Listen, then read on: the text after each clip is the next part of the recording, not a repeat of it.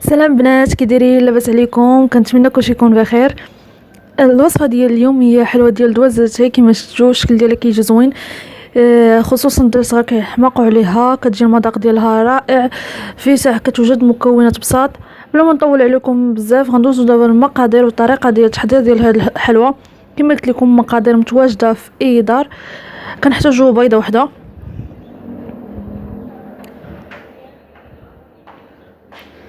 كاس ديال السنيده، نص كاس ديال الزيت.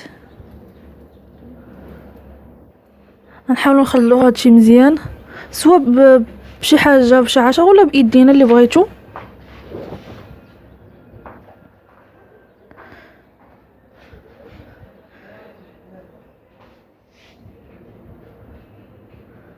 ودابا غنضيفوا واحد دانون ديال فاني ديال 110 غرام، يعني هذاك اللي كيتباع ب2 دراهم.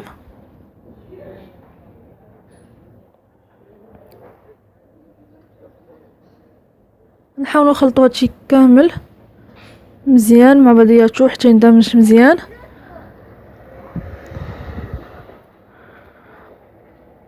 دابا غنضيفوا 2 معالق كبار ديال الكاكاو. انا استعملت كاكاو كحل، تقدروا ديروا البني اللي بغيتو. كما قلت لكم 2 معالق كبار. غنخلطو مزيان حتى ما يبقاش يبان لك انه باقي بوحدو، تيتخلط مزيان مع الخليط. ومن بعد غنضيفوا لي باقي المكونات اللي هو الدقيق والخميره. كما شفتوا راه المكونات بساط متواجدين في اي دار تقريبا، ومحتاجين بزاف ديال المكونات. وفي نفس الوقت راه كتجي واحد الحلوه رطبه زوينه بزاف المذاق ديالها. كتجي واخا تبان لكم انها على شكل اصابع، ولكن راه كتجي هشيشه وزوينه رطبه والمذاق ديالها زوين. كما شفتوا دابا غنضيف الدقيق ونص معلقه صغيره ديال الخميره ديال الحلوه، محتاجينش خميره بزاف. ودقيق غنبقاو نضيفوه بشويه بشويه حتى نجمعوا هذا الخليط ونحصلوا على عجين يكون رطب بحال ديال الحلوه عادي تيكون رطب. ما ندلكوه من حتى شي حاجه، غنجمعوا بغير الاطراف الاصابع ديالنا.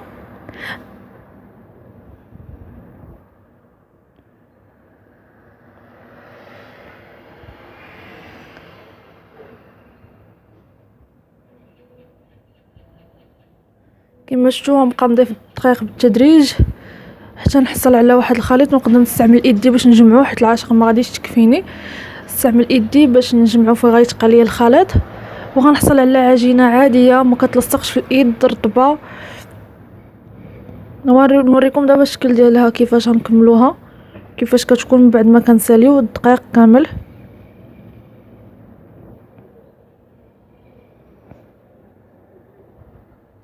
دابا غنستعمل ايدي حيت العاشق ما غتبقاش كافيه باش نحاول ندخل الدقيق كامل في هاد العجينه. كيما شفتوا من بعد ما جمعتها هذا هو الشكل ديالها. دابا غنحاولوا نصايبوا هذوك الاصابع. كيما شفتوا كناخذوا كره صغيره وكنحاولوا نحلوها بهذه الطريقه. ما تكونش غليظه وما تكونش رقيقه، او الطول على حسب اللي بغيتو. نبقاو حتى نكملوا الكميه كامله اللي عندنا ديال العجين، وندخلوها الطيب عادي، نفرنها الطيب من التحت. ومن بعد نحمروها غير شويه من الفوق. راه في ساعه كطيب ما كتاخذش الوقت بزاف، حيت الا فتو فيها الطيب غادي تقصح معكم. غير تبان لكم انها بدات تشد في راسها صافي تهبطوها من الفوق. وهذا هو الشكل ديالها من بعد ما كطيب، كتجي زوينه بزاف.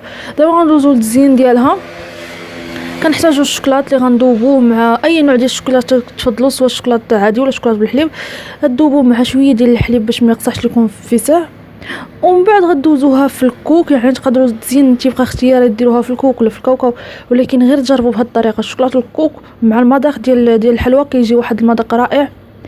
كنكملوا التزيين ديال الكميه كامله اللي عندنا. وهذا هو الشكل النهائي ديالها. كتجي حلوه او الاصابع ديال الحلوه كما كتشوفوا، كتجي زوينه بزاف. كنتمنى تجربوها وتقولوا لي كي جاتكم. بلا ما نطول عليكم بزاف، الناس اللي اول مره كيشاهدوا القناه كنتمنى يشاركوا في القناه ويفعلوا الجرس باش يوصلهم جديد ومباشره من بعد ما نحطوا في القناه. وشكرا على متابعه الفيديو.